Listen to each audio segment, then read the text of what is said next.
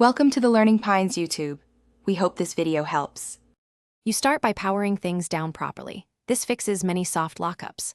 Unplug the TV for 30 seconds, then plug back in. This clears volatile memory. While it restarts, grab the original remote because button combos matter. Make sure you know the exact model number. It determines menu names and recovery options. Once the set boots, go straight to the remote sequence. Press Home, then Settings, and pause. This opens the path into the next controls you need. Now you access system-level controls. This is where safe mode lives. Navigate Home to Settings, then Support or Device Care, because manufacturers group recovery here. If the menu is inaccessible, try the hardware combo.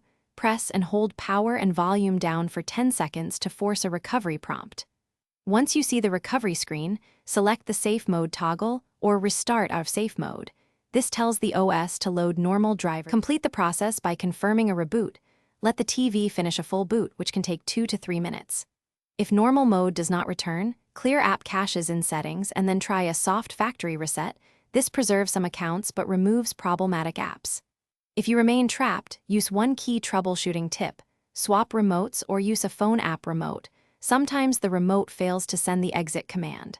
Finally, check for a firmware update. Dated firmware can force safe mode.